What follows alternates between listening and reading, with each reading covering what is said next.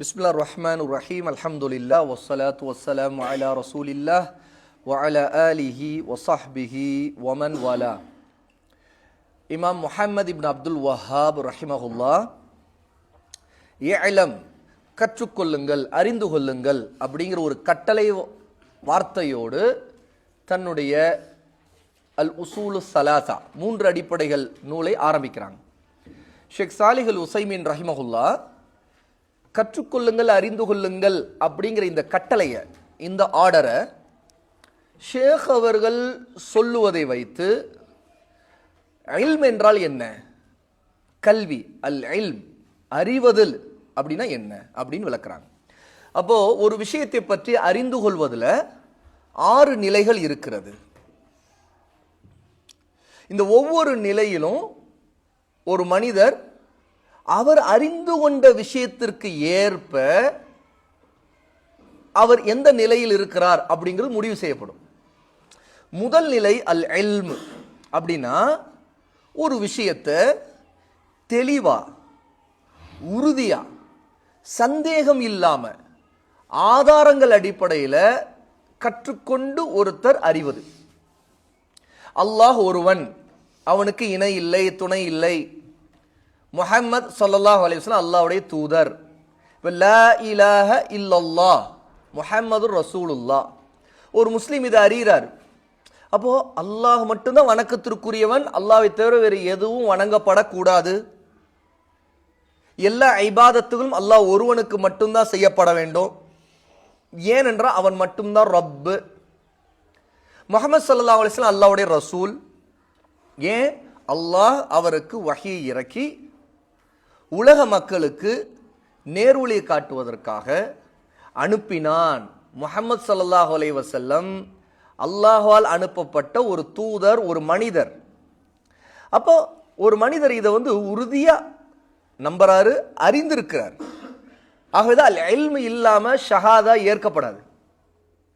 அறிவதுதான் ஷஹாதாவுடைய நிபந்தனையில் முதல் நிபந்தனை. ஏன்னா அல் இல்ம் என்றாலே ஆதாரத்துடனும் தெளிவாகவும் சந்தேகமே இல்லாமலும் அறிவது. ஒருவர் இந்த நிலையில் அறிந்திருந்தால் மட்டும்தான் அது அல் இல்ம், அறிதல். இந்த நிலைக்கு அடுத்து வேறு வேறு நிலைகள் இருக்கு இல்லையா, அந்த நிலையெல்லாம் உண்மையிலே ஒருத்தர் அறிந்த நிலையாக ஏற்றுக்கொள்ள முடியாது. வேணும் கொஞ்சம் அறிஞ்சிருப்பார், நிறைய அறியாமல் இருப்பார், அல்லது தலைகீழா அறிந்திருப்பார், அல்லது அவர் அறிந்ததுல கொஞ்சம் சத்தியம் இருக்கும், அதிகமான விஷயம் அசத்தியமானது இருக்கும், அல்ல ரெண்டு பாதி பாதியா இருக்கும். இப்படி பல விஷயங்கள், பல நிலைகள் ஒருத்தருடைய அறிதல்ல இருக்கும், குறைபாடுகள் இருக்கும். இந்த குறைபாடுகள் எல்லாத்தையும் 5 வகைப்படுத்திடுறாங்க. 6 வகையான அறிதல்ல முதல் வகையாக இருக்கக்கூடிய அல் இல்ம் என்பதுதான் உண்மையிலேயே அறிதல். அதுதான் அல் இல்ம், அதுதான் கல்வி. அறிதல் என்பது ஒரு பொருளுக்குரிய உண்மையான நிலையை முழுமையாக உறுதியாக அறிந்து கொள்வதாகும் அப்படிங்கிறாங்க ஷேக் முஹம்மது சாலிஹ் அல் உஸைமீன் ரஹிமஹுல்லாஹ். உறுதியா அறிவதுனா யகீன். யகீன்னா உறுதிப்பாடு. அவர் அறிந்து கொண்டது யகீனா, அதுல அவருக்கு தடுமாற்றமே இல்லாம அறிந்திருக்கிறது. எப்படி லா இலாஹ இல்லல்லாஹ் முஹம்மது ரசூலுல்லாஹ் ஒருத்தர் அல்லாஹ் தான் வணக்கத்திற்குரியவன், முஹம்மது ஸல்லல்லாஹு அலைஹி வஸல்லம் அல்லாஹ்வுடைய தூதர் தான் அப்படின்னு அறிகிறாரோ, இஸ்லாம் அல்லாஹ் நமக்கு கொடுத்த ஹக்கான சத்தியமான மார்க்கம், இது அவர் அறிந்தார், ஆதாரங்களை படித்தார், குர்ஆனை படிக்கிறார், அவருக்கு தெரியுது உண்மை அல்லாஹ்வுடைய மார்க்கம் இஸ்லாம் தான், வேறு எந்த மதத்தையும் அல்லாஹ் ஏற்க மாட்டான். இந்த மாதிரி எத்தனை விஷயங்களிலும் இருக்கட்டும், அதெல்லாம் ஆதாரத்தோடு உறுதியா அதை பற்றி அறிவோடு ஒருத்தர் தெரிந்திருப்பதுதான் அல் இல்ம். இரண்டாவது நிலை அல் ஜஹ்லுல் பஸீத். அல் ஜஹல் என்று சொன்ன அறியாமை. அல் ஜஹ்லுல் பஸீத் அப்படின்னா ஒருத்தர் அறிந்திருப்பார், சில விஷயங்களை அறியாமல் இருப்பார். உதாரணத்திற்கு ஒருத்தர் பத்ரு யுத்தம் நடந்தது அப்படின்னு அறிந்திருப்பார், அது யாருக்கும் யாருக்கும் நடந்தது என்பதும் அறிந்திருப்பார். முஸ்லிம்களுக்கும் காஃபிர்களுக்கும் மத்தியிலே நடந்தது. எங்கே நடந்தது அதுவும் அறிந்திருப்பார். பத்ர் அப்படிங்கிற ஒரு இடத்துல நடந்தது இந்த யுத்தம். அதுல யார் கலந்து கொண்டாங்க? முஸ்லிம்கள் என்றால் அதுல ரசூலுல்லா இருந்தாங்க, ரசூலுல்லாவோட ஈமான் கொண்ட சஹாபா இருந்தாங்க, இதெல்லாம் அறிந்திருந்தார். காஃபிர்கள் என்றால் மக்கா முஷ்ரிக்குகள் ரசூலுல்லாவுக்கு எதிராக, சஹாபாவுக்கு எதிராக, முஸ்லிம்களுக்கு எதிராக கிளம்பி வந்தாங்க. அப்படி நடந்த ஒரு யுத்தம், ஒரு போர் தான் பத்ர். அறிந்துட்டாரா? ஆனா எந்த வருஷம் நடந்தது, அதுல எத்தனை பேர் கலந்துகிட்டாங்க, அதோடு சம்பந்தப்பட்ட சில நிகழ்வுகள், சம்பவங்கள், இதெல்லாம் அவருக்கு தெரியல. அவர் பத்ர் யுத்தம் நடந்தது எல்லாம் தெரியும், ஆனா அவருக்கு அந்த யுத்தம் சம்பந்தமான சில விஷயங்கள் அவருக்கு தெரியவில்லை. இது அவருடைய அறிவுல வந்திருக்கிற ஒரு குறைபாடு. இந்த குறைபாடு உள்ள அறிவைத்தான் அல் ஜஹ்லுல் பசீத் அப்படின்னு சொல்லுவோம். இது எத்தனையோ விஷயங்கள்ல ஒருத்தருக்கு ஏற்படலாம். ஜஹல் இருக்கலாம், அறியாமை இருக்கும். இந்த மாதிரியான அறியாமை அறிந்தவர்களிடம் கேட்டு தெளிவு பெறுவதை கொண்டு நீங்கிவிடும். அப்படின்னா என்ன? முதல் நிலையில அல் இல்ம் இருக்கு இல்லையா, அந்த ஆதாரங்களுடன் தெளிவாக முழுமையாக அறிவது. அந்த நிலையில் இருக்கக்கூடிய ஒருத்தரிடம் இந்த அல் பத்ர் யுத்தத்தை பத்தி அவர்கிட்ட போய் கேட்டோம்னா அவர் தெளிவுபடுத்திடுவார், பதில் சொல்லிடுவார். அப்போ அந்த விஷயத்தை அறியும் போது அல் ஜஹ்லுல் பசீத் நீங்கிடும். அப்ப இதுல இருந்து என்ன தெரிய வருதுன்னா, நாம் அறியாதவை உண்டு, அறிந்தது நிறையவோ அல்ல குறையவோ, அதுல அறியாததும் இருக்கலாம். அந்த அறியாததை அறிந்தவரிடம் கேட்டு தெரிந்து கொண்டால் அல் ஜஹ்லுல் பசீத் நீங்கிவிடும். ஃபஸ்அலு அஹ்ல ذிக்ரி இன் குன்தும் லா தஅலமூன். அல்லாஹ் சுப்ஹானஹு வ தஆலா நபி ஸல்லல்லாஹு அலைஹி வஸல்லம் அவர்களுக்கும் சஹாபாவுக்கும் சொல்றான், நீங்கள் அறியாதவர்களாக இருந்தால் அறிந்தவர்களிடம் கேட்டு தெரிந்து கொள்ளுங்கள். அப்ப அறிந்தவரிடம் கேட்டு தெரிந்து கொள்வது மூலமா அறியாத சில விஷயங்களை நாம் அறிந்து கொள்வோம் இல்லையா? அதுதான் அல் ஜஹ்லுல் பசீத்துடைய நிலையில அது நீங்குவதற்கான வழி. அறியாமையில இது ஒரு வகை. அடுத்தது மூன்றாவது நிலை என்னன்னா அல் ஜஹ்லுல் முரக்கப். அல் ஜஹல் அறியாமை. அல் முரக்கப் அப்படின்னு சொன்னா ஒட்டுமொத்தமா கூட்டா ஒரு விஷயத்தை அப்படியே எதிரா அறிந்திருப்பது. அல் ஜஹ்லுல் முரக்கப்னா உண்மையை பொய் என்றும் பொய்யை உண்மை என்றும் தலைகீழாக விளங்குறது. வடிகட்டி அறியாமை, முட்டாள்தனம். இது எப்படிப்பட்டதுன்னா, ஒருவர் தான் அறியாதவராக இருந்து, முழுக்கவே அவர் அந்த விஷயத்தை பற்றி அறியாதவராக இருந்தும் தான் அறியாதவர் என்பதையும் அறியாதவராக இருப்பார். அப்படின்னா என்ன? தான் அறியாதவர் என்று இருந்தும் அறிந்தவரை போல ஒரு விஷயத்தை பற்றி பேசுவார் அல்லது வாதம் செய்வார். இவர் நினைக்கிறது சத்தியம் நினைப்பார், ஆனா உண்மையிலே அது அசத்தியமா இருக்கும். அந்த அசத்தியமான ஒன்றை சத்தியம் என்று நம்புவதோடு அதற்காக வாதம் செய்வார். அவர் வாதம் செய்கிறாரோ இல்லையோ, அதை அவர் நம்பினா அவர் அல் ஜஹ்லுல் முரக்கப்ல இருக்கிறார். ஏன்னா இதை ஒரு கூட்டு சேர்ந்த அறியாமை. தலைகீழாக ஒரு விஷயத்தை புரிந்து கொண்டு இல்லாத ஒன்றை இருக்கிறதா, இருக்கிற ஒன்றை இல்லாததா நம்புவது, முற்றிலும் உண்மைக்கு புறம்பாக அறியறது. ரசூல் ஸல்லல்லாஹு அலைஹி வஸல்லம் ஒன்றுக்கு மேற்பட்ட நிறைய போர்களை செய்தாங்க. அதையெல்லாம் நம்ம அல் ஜிஹாத் என்று சொல்லுவோம். உண்மைதானே? ரசூலுல்லாஹி ஸல்லல்லாஹு அலைஹி வஸல்லம் சஹாபா ஜிஹாது செய்தாங்க. அல்லாஹு தஆலா நபி ஸல்லல்லாஹு அலைஹி வஸல்லம் கட்டளையிட்டு இருந்தான், லா இலாஹ இல்லல்லாஹ் முஹம்மது ரசூலுல்லாஹ்வுக்கு ஜிஹாத் செய்ய சொல்லி. ரசூலுல்லாஹ் தெளிவா சொன்னாங்க, இந்த மக்கள் லா இலாஹ இல்லல்லாஹ் வணக்கத்திற்கு தகுதியான அல்லாஹ்வை தவிர யாரும் இல்லை என்றும், முஹம்மது ரசூலுல்லாஹ் முஹம்மது அல்லாஹ்வுடைய தூதர் என்றும், ஷஹாதா சாட்சி சொல்லும் வரை இவர்கள் மீது போர் புரிவது எனக்கு கடமையாக்கப்பட்டிருக்கிறது அப்படின்னு. இந்த கடமை எப்போது ஆக்கப்படுதுன்னா ரசூல் ஸல்லல்லாஹு அலைஹி வஸல்லம் அந்த ஜிஹாது செய்யக்கூடிய போர் செய்யக்கூடிய சக்தியை அடைஞ்ச நேரத்தில். ஏன்னு கேட்டால் அப்போதான் சஹாபா மதீனாவுக்கு வந்து மதீனாவில் முஸ்லீம்களுடைய எண்ணிக்கை பெருகி போர் செய்ய வேண்டிய சூழ்நிலை வந்து அந்த போரை எதிர்கொள்ள வேண்டிய கடமையும் அல்லாஹு தஆலா நபிக்கும் முஸ்லீம்களுக்கும் விதித்த பிறகு, அப்ப இந்த கட்டத்தில் அதற்கான வலிமையை அல்லாஹு தஆலா முஸ்லிம்களுக்கு கொடுத்த பிறகு இனி மக்கள் இந்த லா இலாஹ இல்லல்லாஹ்வை ஏற்றுக்கொள்ள வேண்டும் சொல்லி அவர்களுக்கு எதிராக, அதாவது இறை நிராகரிப்பாளர்களுக்கு எதிராக போர் செய்ய வேண்டும். இந்த போர்னா ஒரு எந்த நிபந்தனையும் இல்லாம ஏனோதானோன்னு பண்றது இல்லை. இறை நிராகரிப்பாளர்களின் ஆட்சியாளர்களிடம் அவர்களுக்கு இஸ்லாமிய அழைப்பும் கொடுக்கப்பட்டு அவர்கள் நிராகரித்து ஏற்றுக்கொள்ள மாட்டோம் மறுத்து அவர்கள் முரண்டு பிடித்து நமக்கு எதிராக திரும்பவும் செய்யும் போது, அப்போ அந்த நேரத்தில் வந்து முஸ்லிம்களுடைய பலம் போர் செய்வதாக இருந்தால், அதற்கான சக்தி அவர்களுக்கு இருந்தா அப்போ அல்லாஹ் அதை கடமையாக்கிடுறான். அப்போ இந்த மாதிரி ஒரு கட்டத்தில் ஜிஹாது கடமையாகி ஜிஹாதும் முஸ்லிம்கள் செய்த வரலாறு ரொம்ப தெளிவா இருக்குது. உண்மையா இல்லையா? ரசூலுல்லாஹ்வுடைய சீராவை வரலாறை படிக்கும்போது அதை பின்தொடர்ந்து அதை ஃபாலோ பண்ணி நபி ஸல்லல்லாஹு அலைஹி வஸல்லம் சஹாபாக்கள் குலஃபா ராஷிதீன் யார், அபூபக்கர் ரலியல்லாஹு அன்ஹு, உமர் ரலியல்லாஹு அன்ஹு, உஸ்மான், அலி, பின்னாடி அடுத்தடுத்து ரசூலுல்லாஹ்வுடைய மரணத்துக்கு பிறகு ஆட்சிக்கு அடுத்து அடுத்து அடுத்து வந்தவங்க எல்லாம் எவ்வளவோ போரை செய்திருக்கிறாங்க. அது எல்லாமே அல் ஜிஹாத், அல் ஜிஹாது ஃபீ சபீலில்லாஹ், அல்லாஹ்வின் பாதையில் ஜிஹாது செய்வது. இவ்வளவு தெளிவோ ஒரு ஆதாரம் இருக்குதுங்க, இவ்வளவு ஆதாரங்கள் இருக்கு.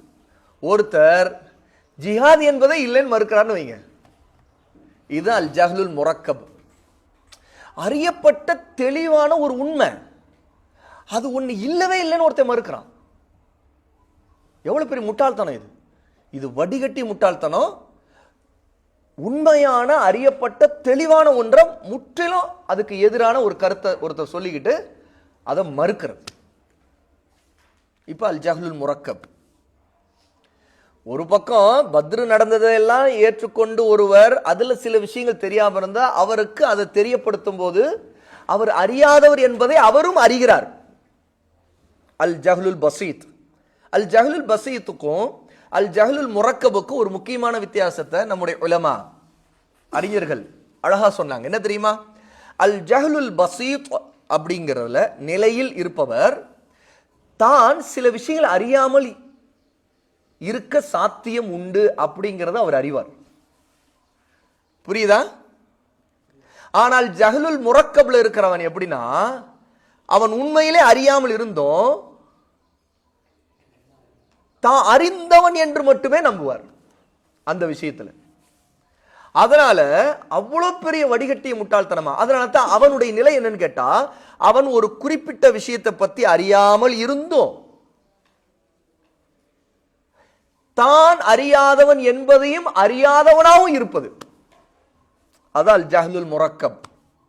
அடி முட்டாள்தனம்பா, என்ன மடையவன் அப்படிங்கிற மாதிரி அவனுடைய நிலை வந்து தலைகீழா சத்தியத்தை அசத்திய அசத்தியத்தை சத்தியமா நம்புவான். நான்காவது நிலை அறிதலை பற்றி அல் வஹ்மு, மாற்று கருத்துக்கு பலமான சாத்தியக்கூறு இருப்பதோடு ஒரு விஷயத்தை அறிகிறது. ஒரு விஷயத்தை ஒருத்தர் அறிகிறாரு, ஆனா அவர் அறிந்ததை விட, கவனமா கேளுங்க, அவர் அறிந்ததை விட அவருடைய கருத்துக்கு எதிரான ஒரு கருத்து இருக்கும் இல்ல, அந்த கருத்து ரொம்ப பலமா இருக்கும். ஆனா இவரு ஏதோ ஒன்னு ரெண்டு சில விஷயத்தை அறிந்ததை வச்சு ஒரு தப்பான கருத்துல அல்லது ஒரு நிலைப்பாட்டுல இருந்து கொண்டிருப்பார். ஆனா அவருடைய அந்த கருத்துக்கு எதிரான கருத்து ரொம்ப பலமா இருக்கும். ஆனா இதை அவர் சரி நம்பிட்டு இருப்பார். இதுக்கு வந்து வலுவான ஆதாரமே இருக்காது. இப்படி வலுவான ஆதாரம் இல்லாமல் இருந்தும் ஏதோ சில விஷயங்களை அறிந்ததை வச்சு ஒரு கருத்தை ஒரு நிலைப்பாடு, ஒரு கொள்கையை, ஏதோ ஒரு விஷயத்தை பற்றி அவர் ஒரு முடிவை எடுத்துக்குவாரு. ஆனா அதுக்கு எதிரான ஆதாரம் ரொம்ப பலமா இருக்கும். இப்படி புரிஞ்சுக்குங்க. தெளிவான உண்மை, இறந்தவர் அவர் பார்க்க மாட்டார், பேச மாட்டார், இயங்க மாட்டார் அப்படிங்கிறது உண்மைதானே?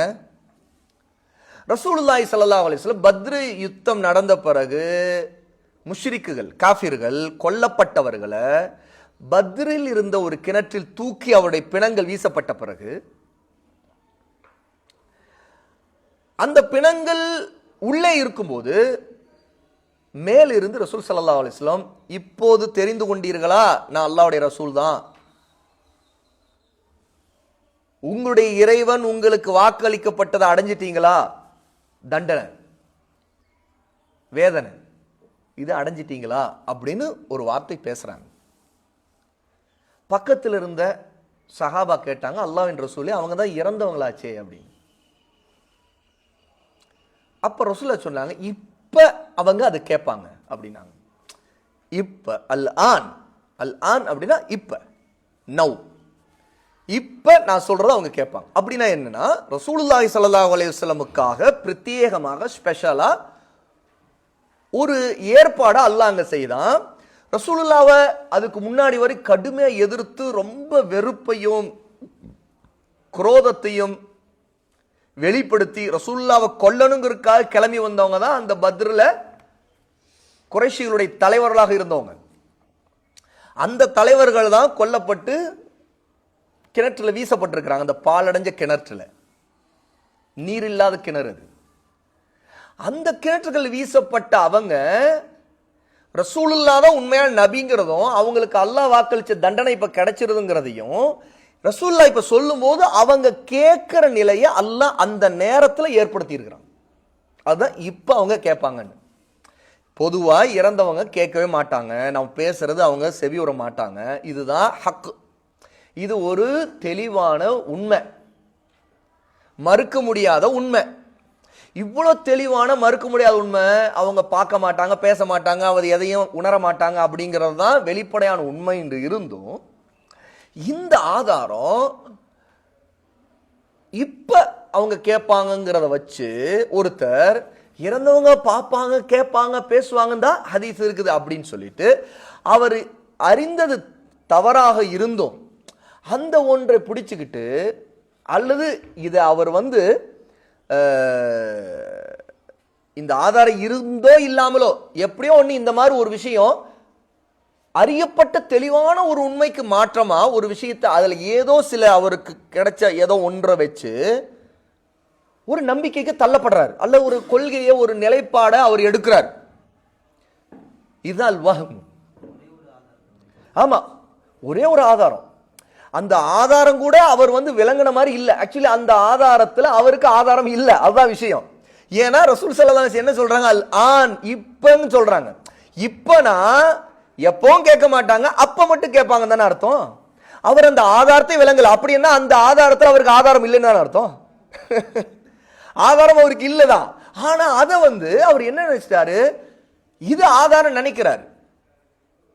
அதை நம்பிக்கிட்டு அவர் என்ன செய்யறாரு, இறந்தவங்க கேட்பாங்க, பார்ப்பாங்க, பேசுவாங்க, அல்லது உணர்வாங்க அப்படின்னு அவர் நம்புறார்.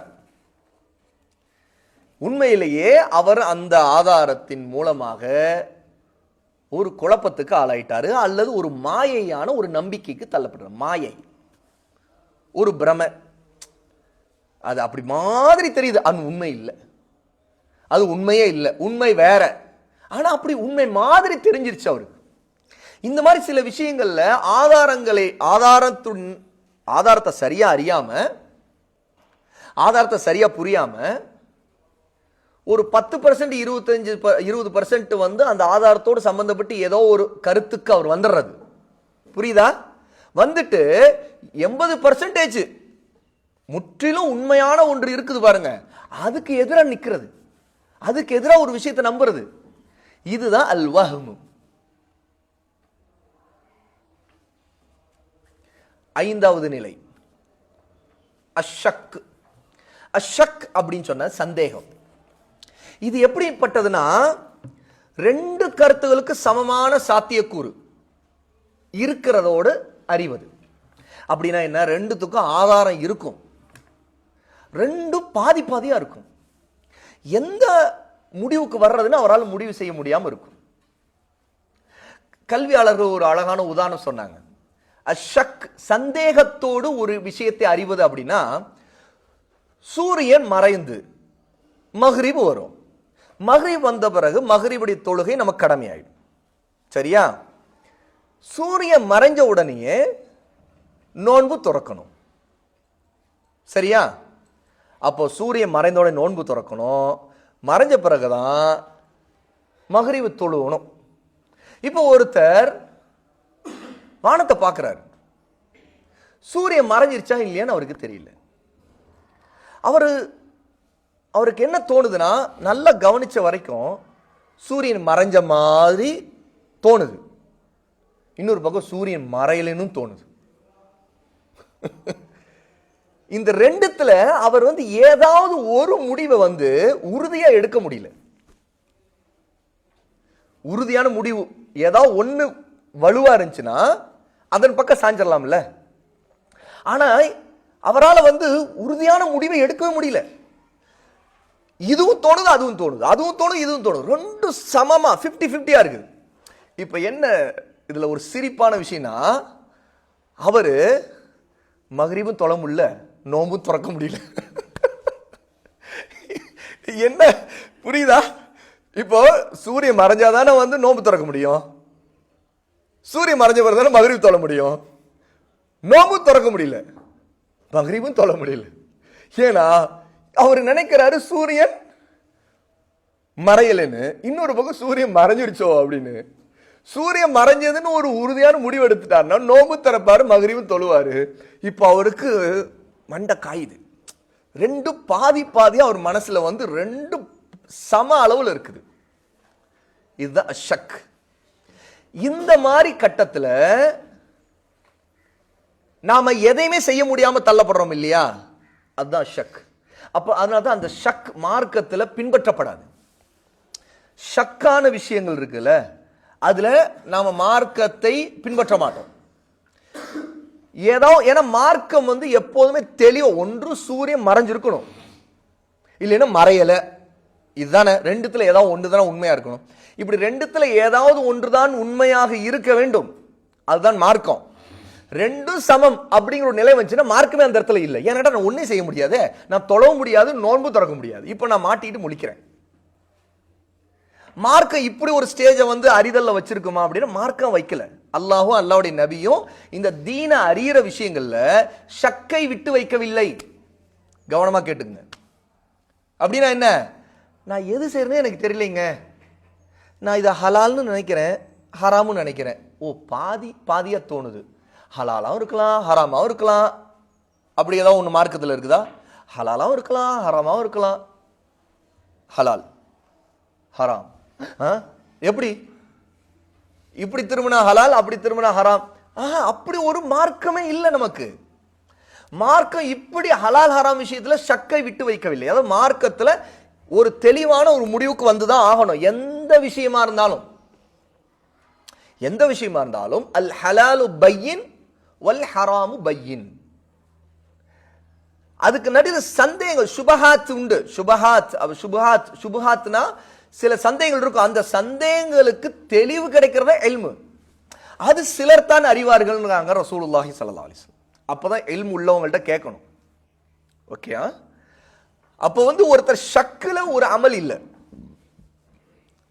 உதாரணத்துக்கு மாதத்தை 29 பூர்த்தியான பிறகு 30வது நாள் என்பது என்ன? ஷக்குடைய நாள். உண்மையா இல்லையா? ஷக்குடைய நாள். அப்போ ரசூலுல்லாஹி ஸல்லல்லாஹு அலைஹி வஸல்லம் என்ன சொன்னாங்க நமக்கு? 29 பூர்த்தி செய்த பிறகு பிறை பாருங்கள். இந்த ஷக்கை எப்படி மார்க்க நீக்குதுன்னு பாருங்க. அது இல்ம். பிறை பாருங்க.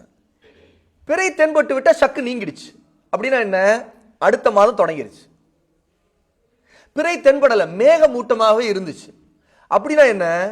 உங்களுக்கு தெரியல, மற்றவங்களுக்கு கூட தெரிஞ்சிருக்கலாம். சரியா? அந்த தகவல் உங்களுக்கு வருது வரலைங்கிறதுலாம் ரெண்டாவது விஷயம்.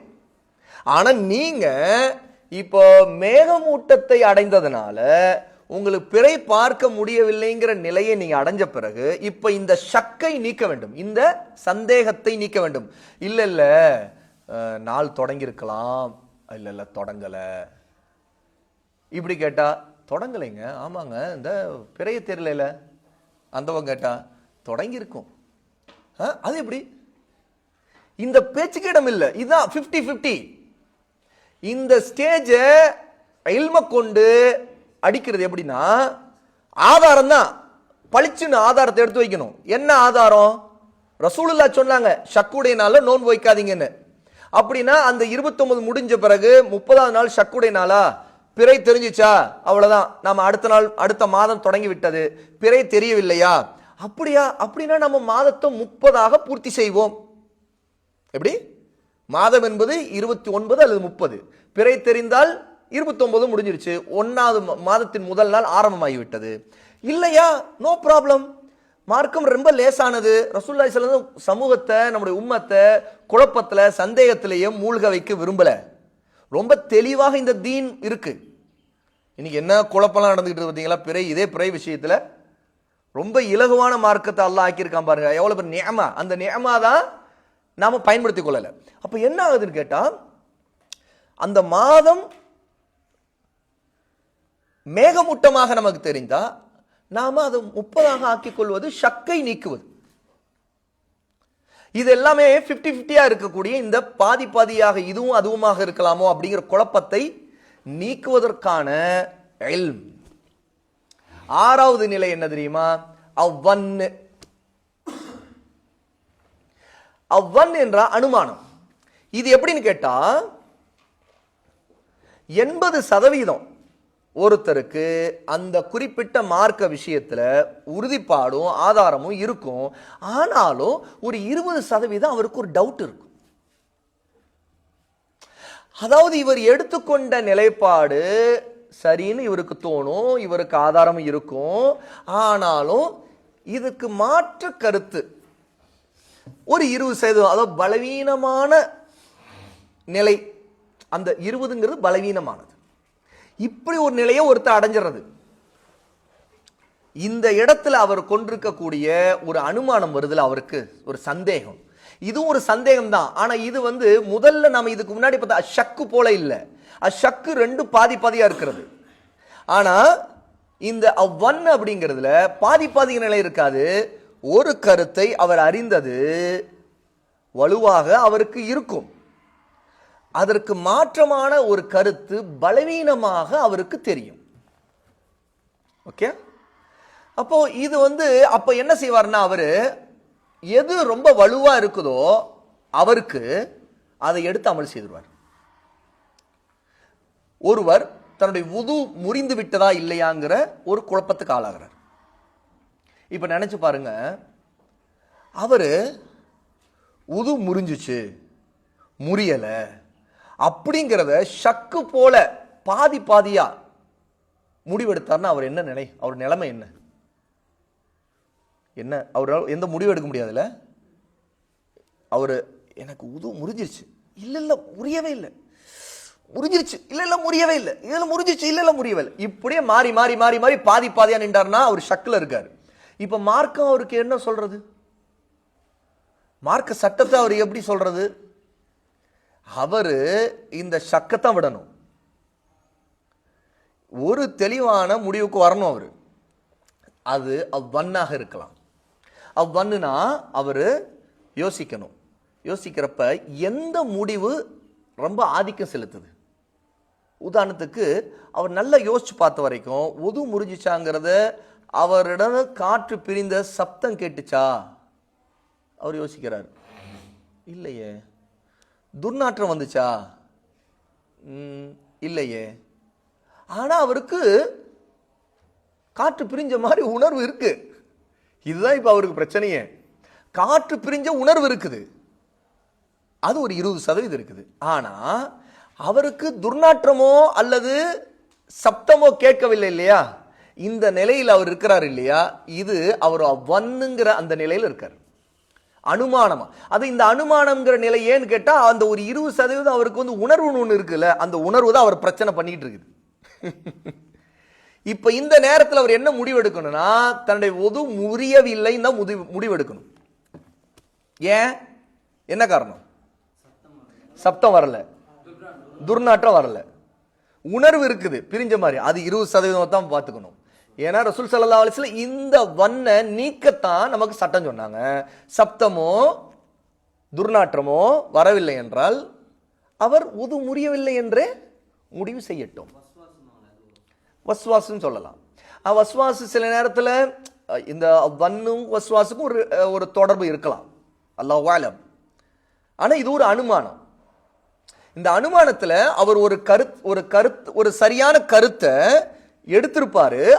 அந்த சரியான கருத்தை டிஸ்டர்ப் பண்ணக்கூடிய, இடையூறு செய்யக்கூடிய ஒரு கருத்து அவருக்கு இருந்துகிட்டு இருக்கும்.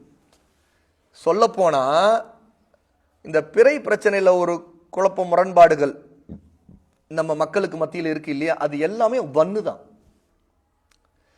ஒவ்வொருத்தரும் அவங்க ஒரு கருத்தை எடுக்கும்போது அந்த கருத்து வந்து 80% எடுத்துக்கிறாங்க இல்லையா, ஒரு 20% ஆப்போசிட் கருத்து டிஸ்டர்ப் பண்ணிக்கிட்டே இருக்கும்.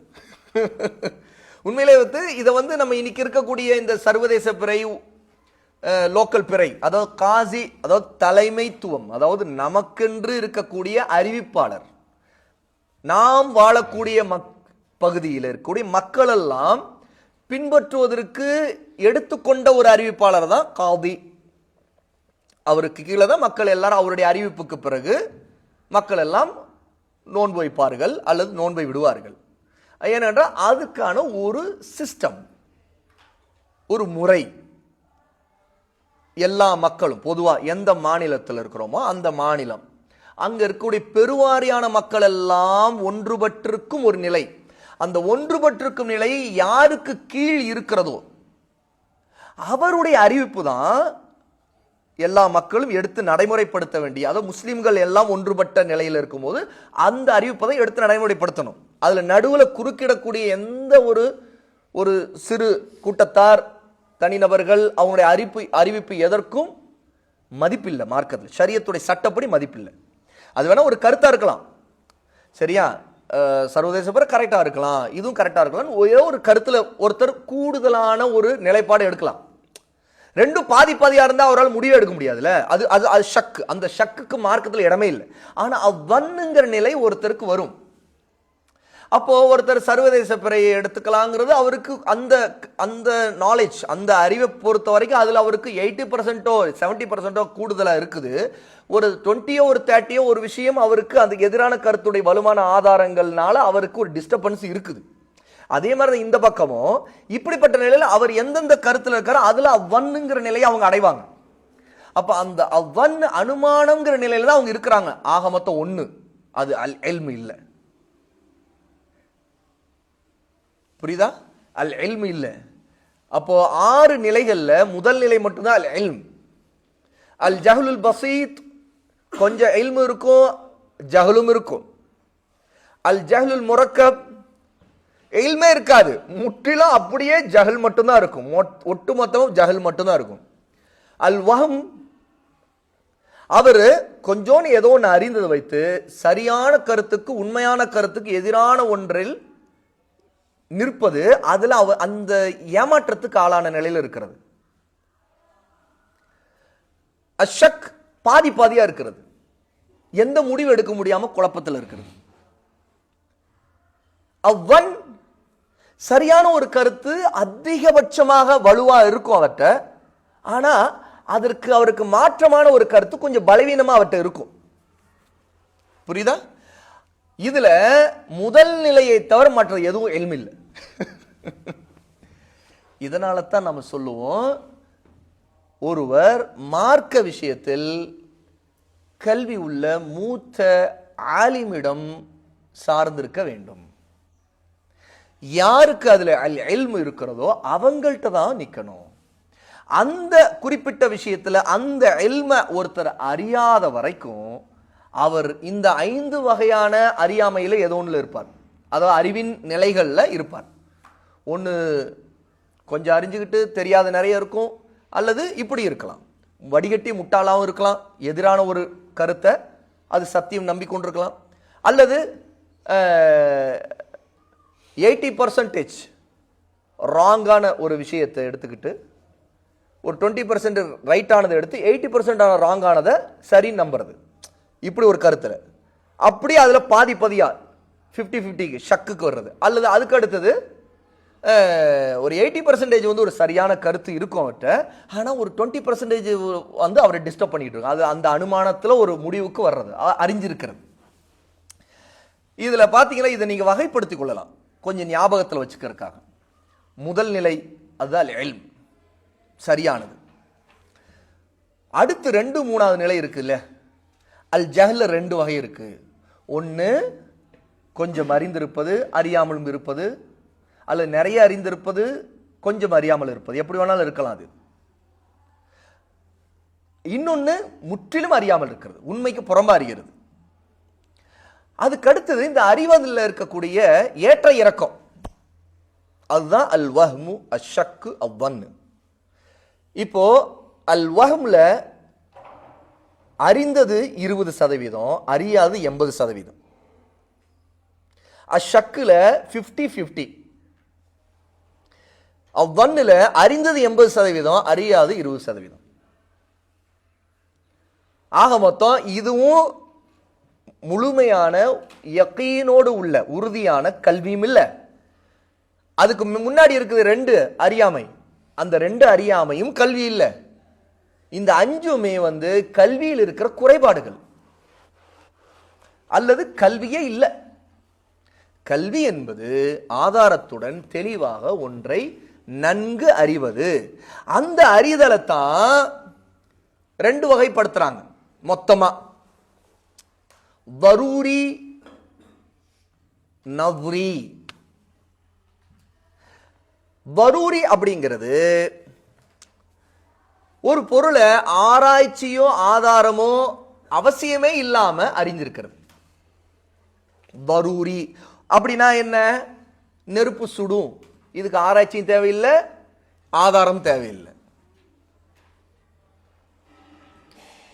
இப்ப நம்ம பார்க்கிறவங்கெல்லாம் ஒரு தலை, 2 கண்கள், கண்களுக்கு கீழே மூக்கு, ஒரு வாய், 2 கைகள், மொழியை பேசக்கூடிய நிலை, லாங்குவேஜ் பேசுறோம் ஆற்றல், இந்த நிலையெல்லாம் சரியா. அப்புறம் தாடி, மீசை, இதெல்லாம் இது யாரை குறிக்கும்? ஒரு ஆணை குறிக்கும். ஆண் என்பவர் யார்? ஒரு மனிதர். இதுக்கு ஆராய்ச்சி தேவையா? இதுக்கு ஆதாரம் தேவையா? நீங்க ஆம்பளை தாங்க இருக்கு, அதெல்லாம் முடியாது. நான் தாடி மீசை பார்த்தாலும் நம்ப மாட்டேன், நாங்கள் தலை மேலே இருக்குது இருந்தாலும் நம்ப மாட்டேன், கை 2 இப்படி இருக்குது அதெல்லாம் நம்ப மாட்டேன்னு சொல்லுவோமா? இது வரூரி. இதெல்லாம் நம்ம இந்த அறிதல் வந்து ரொம்ப யதார்த்தமான, மறுக்க முடியாத உண்மைகள். இன்னொன்னு நவ்ரி, மார்க்கத்தை ஆதாரத்தின் அடிப்படையில், சில விஷயங்களை ஆராய்ச்சியின் அடிப்படையில் உறுதி செய்து அறிவது. ஒதுவுக்கு நியத் அவசியம், இல்லை என்றால் அந்த ஒது ஏற்கப்படாது. தொழுகைக்கு நியத் அவசியம், இல்லை என்றால் தொழுகை ஏற்கப்படாது. இதுக்கெல்லாம் ஆதாரம் வேண்டுமா இல்லையா? அப்போ இன்னமல் அமாலு பின்னியாத், செயல்கள் அமல்கள் எல்லாம் எண்ணங்களை பொறுத்து. அப்போ ஒருவர் அந்த எண்ணத்தை அடிப்படையில தான் அவருடைய அமல் ஏற்கப்படும். அப்போ ஒது செய்யறதுக்கு முன்னாடி ஆரம்பிக்கும் போது அவருக்கு அந்த நியத்து இருக்கணும், தான் ஒது செய்யறோம். அப்போ அவர் கை, முகம், கால்கள் எல்லாம் கழுவுறாருன்னு பேர்ல அவர் கழுவிட்டார்னா ஒது செய்ததான் ஆகாது, அது தொஹாரத்தாக ஆகாது. அப்போ இதெல்லாம் மார்க்கத்தின் ஆதாரங்கள், குர்ஆன் அஸ்ஸுன்னா. அதன் அடிப்படையில் அறிவது. அதுல நமக்கு சில விஷயங்கள் நேரடியாக அறிய முடியாத கல்வியாளர்கள் மூலமா அறிய வேண்டிய தேவை வரும். ஏன்னா நாம ஆராய்ச்சி செய்ய முடியாத இடத்துல என்ன செய்வோம்? அதை ஆய்வு செய்யக்கூடிய அறிஞர் ஒருவரின் மூலமாக நம்ம அறிந்து கொள்றோம் இல்லையா? இந்த மாதிரி சில விஷயங்களை அறியுதல் தான் நவ்ரி. அப்போ இதுதான் கல்வியின் நிலைகள், அறிதலை பற்றிய நிலைகள் அப்படிங்கிறத ஷேக் முஹம்மது சாலிஹ் அல் உசைமீன் ரஹிமஹுல்லாஹி தஆலா இங்கே நமக்கு குறிப்பிடுறாங்க.